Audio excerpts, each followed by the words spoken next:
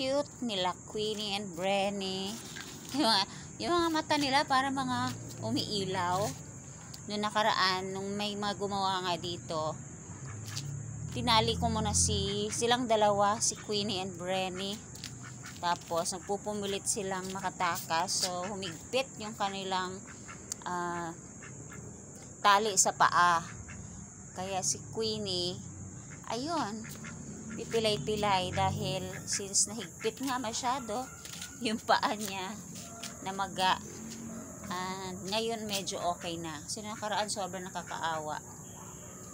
Yan yung aking ibang halaman. Yan yung aking. At itong meron din akong ito ba yung ibang klaseng solar lights. Yan, bulb siya. Pero parang hindi gaanong na-charge. Kanina hindi maayos yung pagkaka-charge. Kaya, so ito lang kasi yung panel niya. Yan, kaya solar panel. Yan ko, hindi na-set up ng maayos kanina. At yan yung aking bagong Christmas lights. Ganito lang kaliit. Nasaan na ba yung panel nito? Saan ko ba nailagay? Teka. Pakita ko po sa inyo kung gaano lang kaliit yung panel niyan.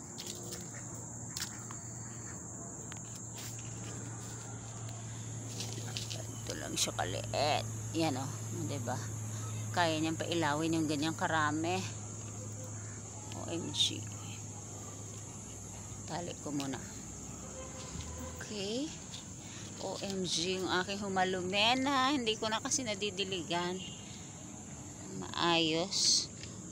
Tsaka hindi gaanong maaraw yung aking rose. Hi!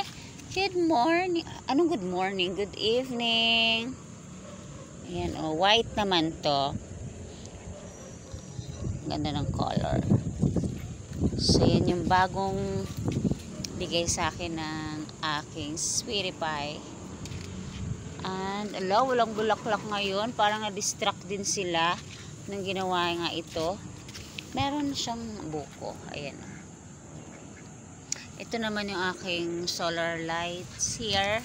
Na kapag may sensor siya, pag nilapit mo yung hand mo, pati yung isa, nasaan na yun? Alam ko may sensor din yun. Ito mahina na lang yung ilaw niya. Ayun, diba? Kita niyo po ba? Mamaya hatinan yung isa. Iilaw to pag nilapit ko yung kamay ko. Diba? Naaliw. Naaliw sa solar din po yung lights na yan. Yan, medyo naayos na sila ng konti ng mga nakaraan kaya hindi ako nakakapag video dito dahil ang gulo-gulo talaga. At sa ngayon, ganito ang itsura. Ito naman, sunod sila ng sunod. Di ba, Brenny? Di ba, Queenie?